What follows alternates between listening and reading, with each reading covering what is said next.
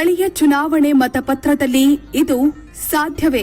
ರಾಹುಲ್ ಗಾಂಧಿ ಈಗಾಗಲೇ ಹಲವು ಕ್ರಮವಾಗಿರುವ ದೇಶದ ಕಾನೂನನ್ನ ಅಕ್ರಮ ಅಂತ ಪ್ರಚೋದಿಸಿ ಸೋತು ಹೋಗಿರುವ ಉದಾಹರಣೆಗಳಿವೆ. ಲೋಕಸಭಾ ವಿರೋಧ ಪಕ್ಷದ ನಾಯಕ ಮತಗಳ್ಳತನದ ಆರೋಪ ಮಾಡಿದ್ದು ಇದು ದೇಶಾದ್ಯಂತ ಭಾರೀ ಚರ್ಚೆಗೆ ಕಾರಣವಾಗಿದೆ. ಕಳೆದ ಲೋಕಸಭೆ ಚುನಾವಣೆಯಲ್ಲಿ ಮತಗಳ್ಳತನವಾಗಿದೆ ಅಂತ ಕೇಂದ್ರ ಸರ್ಕಾರ ಹಾಗೂ ಚುನಾವಣಾ ಆಯೋಗದ ವಿರುದ್ಧ ರಾಹುಲ್ ಗಾಂಧಿ ಗಂಭೀರ ಆರೋಪ ಮಾಡಿದ್ದು, ಇದೇ ವಿಚಾರ ಇಟ್ಟುಕೊಂಡು ಕಾಂಗ್ರೆಸ್ ದೇಶಾದ್ಯಂತ ಪ್ರತಿಭಟನೆ ನಡೆಸುತ್ತಿದೆ. ಇದೀಗ ಕರ್ನಾಟಕದಲ್ಲಿ ಕಾಂಗ್ರೆಸ್ ಸರ್ಕಾರ ಸ್ಥಳೀಯ ಸಂಸ್ಥೆ ಚುನಾವಣೆಗಳಲ್ಲಿ ಬ್ಯಾಲೆಟ್ ಪೇಪರ್ ಆದ್ಯತೆ ನೀಡುವಂತೆ ಶಿಫಾರಸು ಮಾಡಿರೋದು ಭಾರೀ ಚರ್ಚೆಗೆ ಗ್ರಾಸವಾಗಿದೆ. ಸಿದ್ದರಾಮಯ್ಯನವರ ಈ ನಿರ್ಧಾರಕ್ಕೆ ವಿರೋಧ ಪಕ್ಷಗಳು ತೀವ್ರ ಆಕ್ರೋಶವನ್ನ ವ್ಯಕ್ತಪಡಿಸಿವೆ. ಮೊದಲಿಗೆ ಇವಿಎಂ ಇತಿಹಾಸವನ್ನ ನೋಡೋದಾದ್ರೆ 1977ರಲ್ಲಿ ಇವಿಎಂ ಪರಿಕಲ್ಪನೆಯನ್ನ ಪ್ರಸ್ತಾಪಿಸಲಾಗಿತ್ತು. 1979, 1980ರ ಹೊತ್ತಿಗೆ ಇಸಿಐಎಲ್ ಮತ್ತು ಬಿಇಎಲ್ ಸಂಸ್ಥೆಗಳು ಇವಿಎಂ ಮಾದರಿಗಳನ್ನು ಅಭಿವೃದ್ಧಿಪಡಿಸಿದವು. 1982ರ ಕೇರಳದ ಪರೂರ್ ವಿಧಾನಸಭಾ ಕ್ಷೇತ್ರದ ಉಪಚುನಾವಣೆಯಲ್ಲಿ ಇವಿಎಂಗಳನ್ನು ಮೊದಲ ಬಾರಿಗೆ ಪ್ರಾಯೋಗಿಕವಾಗಿ ಬಳಸಲಾಯಿತು. ಆದರೆ ಸ್ಪಷ್ಟವಾದ ಕಾನೂನು ಅವಕಾಶವಿಲ್ಲದ ಕಾರಣ ಸುಪ್ರೀಂ ಕೋರ್ಟ್ ಅವುಗಳ ಬಳಕೆಯನ್ನ ಅಸಂವಿಧಾನಿಕ ಅಂತ ತೀರ್ಪು ಕೊಟ್ಟಿತ್ತು. 1989ರಲ್ಲಿ ಪ್ರಜಾಪ್ರಾತಿನಿಧ್ಯ ಕಾಯ್ದೆಗೆ ಮಾಡಿದ ತಿದ್ದುಪಡಿಯು ಭಾರತೀಯ ಚುನಾವಣೆಗಳಲ್ಲಿ ಇವಿಎಂ ಬಳಕೆಯನ್ನ ಕಾನೂನುಬದ್ಧವಾಗಿ ಸಕ್ರಿಯಗೊಳಿಸಿತು. 1990ರ ದಶಕದ ಕೊನೆಯಲ್ಲಿ ಇದರ ವ್ಯಾಪಕ ಅಳವಡಿಕೆ ನಡೆಯಿತು. 1998ರಲ್ಲಿ ಪ್ರಾಯೋಗಿಕವಾಗಿ ಬಳಸಲಾಯಿತು ಮತ್ತು 2004ರ ಸಾರ್ವತ್ರಿಕ ಲೋಕಸಭಾ ಚುನಾವಣೆಯಲ್ಲಿ ದೇಶದಾದ್ಯಂತ ಇವಿಎಂ ಅನ್ನ ಬಳಸಲಾಯಿತು. ಅಲ್ಲಿಂದ ದೇಶದ ಚುನಾವಣೆಯ ವ್ಯವಸ್ಥೆಯಲ್ಲಿ ಇವಿಎಂ ಯುಗ ಪ್ರಾರಂಭವಾಯಿತು. Bhutan, Nepal, Namibia, Philippines, Belgium, Estonia ಮತ್ತು ಯುನೈಟೆಡ್ ಅರಬ್ ಎಮಿರೇಟ್ಸ್ ಇವಿಎಂ ಅನ್ನ ಬಳಸುತ್ತಿವೆ. ಬ್ರೆಜಿಲ್ ಮತ್ತು ವೆನೆಜುವೆಲಾ ಕೂಡ ಮತಪತ್ರ ವಂಚನೆಯನ್ನ ತಡೆಯಲು ರಾಷ್ಟ್ರೀಯ ಚುನಾವಣೆಗಳಿಗಾಗಿ ಇವಿಎಂಗಳನ್ನು ಅಳವಡಿಸಿಕೊಂಡಿದೆ. ಆದರೆ ಅಮೆರಿಕ ಮತ್ತು ಪಶ್ಚಿಮ ಯುರೋಪಿನ ಹಲವಾರು ದೇಶಗಳು ಸೇರಿ ಅನೇಕ ಅಭಿವೃದ್ಧಿ ಹೊಂದಿದ ದೇಶಗಳು ಪಾರದರ್ಶಕತೆ ಕಾರಣಕ್ಕೆ ಇವಿಎಂ ಅನ್ನ ಬಳಸುತ್ತಿಲ್ಲ.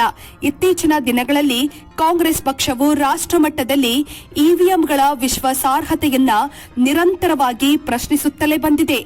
ಲೋಕಸಭಾ ಚುನಾವಣೆ, ಮಹಾರಾಷ್ಟ್ರ ವಿಧಾನಸಭಾ ಚುನಾವಣೆ ನಂತರ ಕಾಂಗ್ರೆಸ್ ನಾಯಕ ರಾಹುಲ್ ಗಾಂಧಿ ಅವರು ಮತಗಳ್ಳತನ ಆರೋಪ ಮಾಡಿದ್ರು.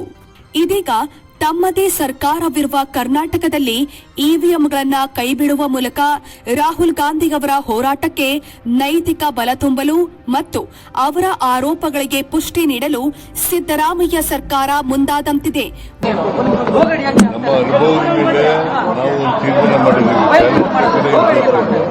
ಅನೇಕ ದೇಶಗಳು ಇವಿಎಂ ಬಂದು ಮತ್ತೆ ಬ್ಯಾಲೆಟ್ ಪೇಪರ್ ಬಂದಿರತಕ್ಕಂಥ ಒಂದು ಕಡೆ ಸ್ಥಳೀಯ ಸಂಸ್ಥೆಗಳ ಚುನಾವಣೆಯಲ್ಲಿ ಇವಿಎಂ ಕೈಬಿಡುವುದರ ಜೊತೆಗೆ ಮುಂಬರುವ ಗ್ರೇಟರ್ ಬೆಂಗಳೂರು ಚುನಾವಣೆಗೆ ಮತದಾರರ ಪಟ್ಟಿಯ ವಿಶೇಷ ಪರಿಷ್ಕರಣೆ ನಡೆಸಲು ಸಂಪುಟ ನಿರ್ಧರಿಸಿದೆ.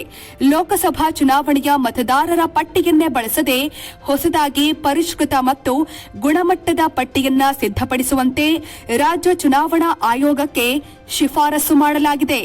ಮತಪಟ್ಟಿಯಲ್ಲಿನ ದೋಷಗಳು, ಹೆಸರುಗಳ ನಾಪತ್ತೆ ಮುಂತಾದ ಗಂಭೀರ ದೂರುಗಳು ಬಂದ ಹಿನ್ನೆಲೆಯಲ್ಲಿ ಈ ನಿರ್ಧಾರವನ್ನ ಕೈಗೊಳ್ಳಲಾಗಿದೆ. ಈ ಮೂಲಕ ಚುನಾವಣಾ ಆಯೋಗಕ್ಕೆ ಸಿದ್ದರಾಮಯ್ಯ ಸರ್ಕಾರ ಸೆಡ್ಡು ಹೊಡೆದಿದೆ. ಹಾಗೆ ನೋಡಿದ್ರೆ ಚುನಾವಣೆಯಲ್ಲಿ ಇವಿಎಂ ಬದಲು ಮತಪತ್ರಗಳನ್ನು ಜಾರಿಗೆ ತರಲು ಅನೇಕ ಕಾನೂನಾತ್ಮಕ ಅಡೆತಡೆಗಳಿವೆ.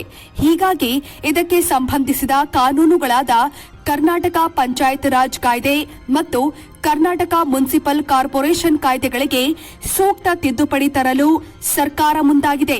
ಮುಂದಿನ 15 ದಿನಗಳಲ್ಲಿ ಅಥವಾ 2 ವಾರಗಳಲ್ಲಿ ಈ ತಿದ್ದುಪಡಿಗಳನ್ನು ಒಳಗೊಂಡ ಸುಗ್ರೀವಾಜ್ಞೆಯನ್ನ ಹೊರಡಿಸಲು ಸಂಪುಟ ತೀರ್ಮಾನಿಸಿದೆ. It is going to recommend to Election Commission to hold election with ballot paper, not with EVM. That's number one.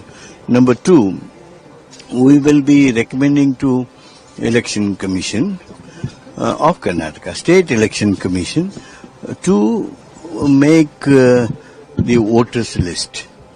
Make the voters list. ಸುಗ್ರೀವಾಜ್ಞೆ ಹೊರಡಿಸಿದ ಬಳಿಕ 6 ತಿಂಗಳ ಒಳಗೆ ವಿಧಾನಸಭೆ ಹಾಗೂ ವಿಧಾನ ಪರಿಷತ್ನಲ್ಲಿ ಮಸೂದೆಯನ್ನ ಮಂಡಿಸಿ ರಾಜ್ಯಪಾಲರಿಂದ ಅನುಮತಿ ಪಡೆಯಬೇಕು. ಆಗ ಮಾತ್ರ ಇವಿಎಂ ಬದಲು ಮತಪತ್ರಗಳನ್ನ ಬಳಸಬಹುದಾಗಿದೆ. ಇನ್ನು ಸುಗ್ರೀವಾಜ್ಞೆ ಬಳಿಕ ಸ್ಥಳೀಯ ಸಂಸ್ಥೆಗಳ ಚುನಾವಣೆಗಳನ್ನ ಮತಪತ್ರದ ಮೂಲಕ ನಡೆಸುವಂತೆ ರಾಜ್ಯ ಚುನಾವಣಾ ಆಯೋಗಕ್ಕೆ ಸರ್ಕಾರ ಅಧಿಕೃತವಾಗಿ ಶಿಫಾರಸು ಮಾಡಲಿದೆ. ಆದರೆ ಇದು ಕಾನೂನು ತಿದ್ದುಪಡಿ ತಂದು ರಾಜ್ಯಪಾಲರ ಒಪ್ಪಿಗೆ ಸಿಕ್ಕರೆ ಇದು ಕಾರ್ಯರೂಪಕ್ಕೆ ಬರುತ್ತೆ. ಮುಂದುವರಿದು ಬ್ಯಾಲೆಟ್ ಪೇಪರ್ ವೋಟಿಂಗ್ನ ಸಾಧಕ ಬಾಧಕವನ್ನ ನೋಡೋದಾದ್ರೆ ಇದರಲ್ಲಿ ಅನುಕೂಲಕ್ಕಿಂತ ಅನಾನುಕೂಲವೇ ಹೆಚ್ಚು. ಇದರಲ್ಲಿ ಮತ ಎಣಿಕೆ ಪ್ರಕ್ರಿಯೆ ಅತ್ಯಂತ ನಿಧಾನಗತಿಯಲ್ಲಿ ಸಾಗುತ್ತೆ. ಇವಿಎಂನಲ್ಲಿ ಕೆಲವೇ ಗಂಟೆಗಳಲ್ಲಿ ಸಿಗುವ ಫಲಿತಾಂಶಕ್ಕೆ ದಿನಗಟ್ಟಲೆ ಕಾಯಬೇಕಾಗಬಹುದು.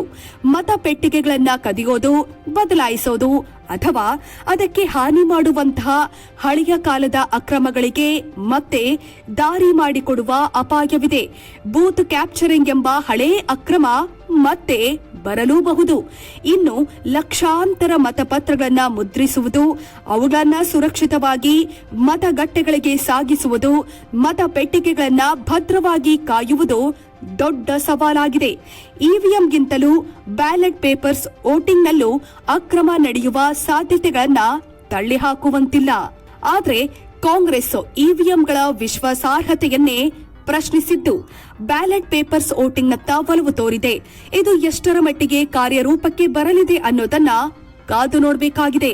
ಮುಂದಿನ ದಿನಗಳಲ್ಲಿ ಇದು ಯಾವ ರೀತಿಯ ರಾಜಕೀಯ ಜಟಾಪಟಿಗೆ ಕಾರಣವಾಗಲಿದೆ ಅನ್ನೋದು ಸದ್ಯದ ಕುತೂಹಲ.